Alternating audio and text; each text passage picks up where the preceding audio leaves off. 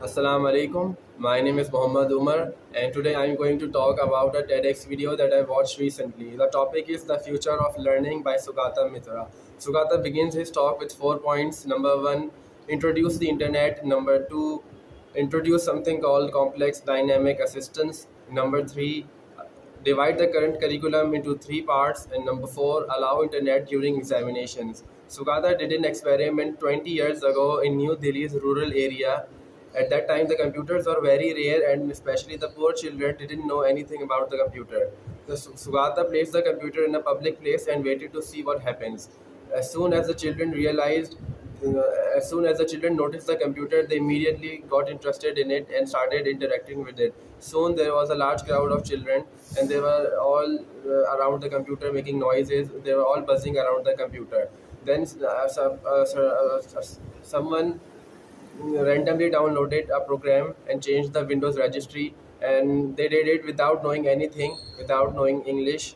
And then Sugata also noticed that whenever a grown up came by, the children stopped interacting with the computer, they stopped their activity. It caused an interruption in their interaction with the computer. Sugata then went to England, Gateshead, and did the same experiment there, but did it inside. He placed the computer screens in several computer screens in the room, big screens, and called in 20 children and gave them simple questions to solve and work on them.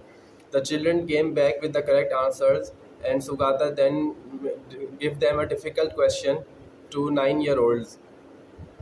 And then after 15 minutes, the 9-year-old came back, and the question was, what is something that could be in two places at the same time? The 9-year-old came back with the correct answer, which is quantum entanglement. Sugata was very surprised, but he didn't know how it happened. But he concluded that it happens under four conditions. Number one, the group of children should be heterogeneous. Number two, they should be unsupervised.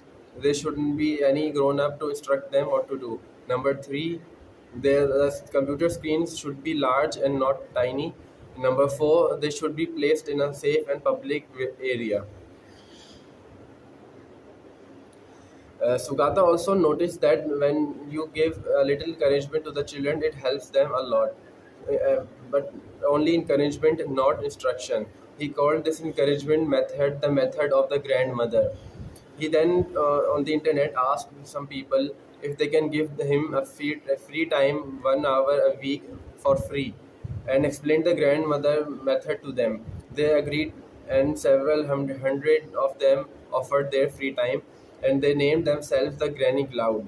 Sugata then started a research project with his TED prize money. He named it School in the Cloud and built many schools in the remotest places to middle class areas to higher good areas. He built those schools upon those four conditions. The group of children should be heterogeneous, they should be unsupervised, there shouldn't be anyone to instruct them what to do. And number three, the placed computer screens should be large and visible, not small. And number four, they should be placed in a safe and public area.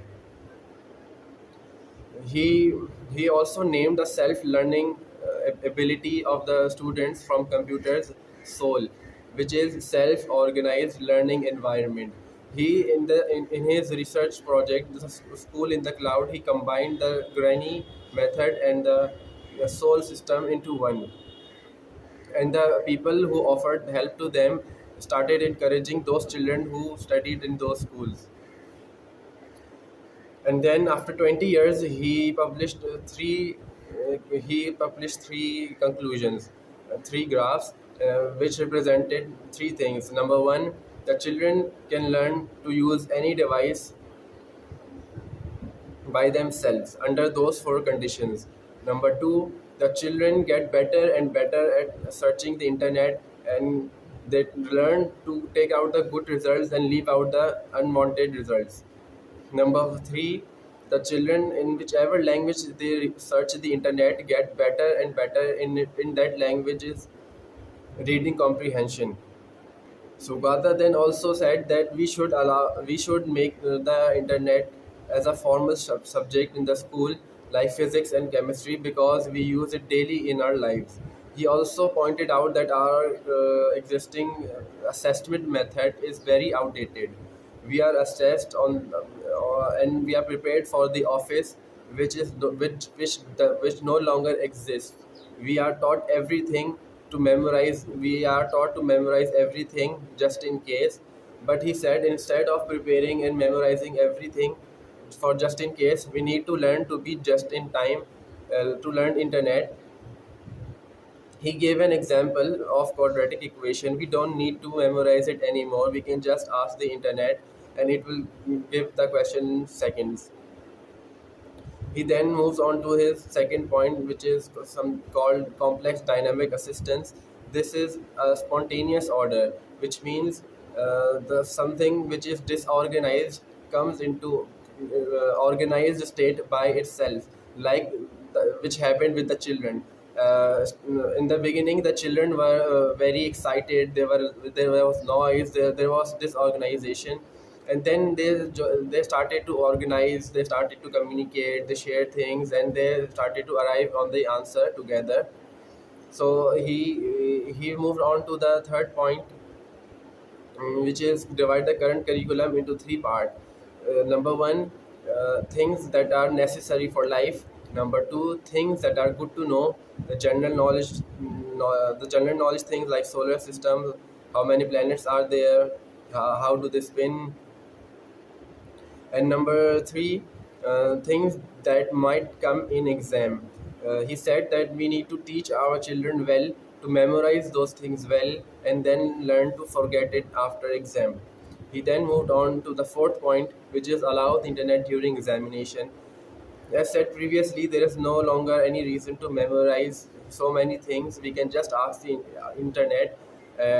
He explained that we use our phones daily in our lives, in daily, so we don't have any reason to not to use it in the exam.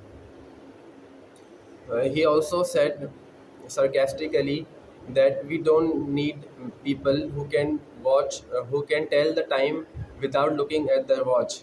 He compared this with the students, that we don't need students who can give the exam without looking at the internet. He concluded his speech by saying that if we follow this method, the future of learning is hidden in it. I hope you liked my video, my review, you understood it, and we will see you in the next video. Thank you.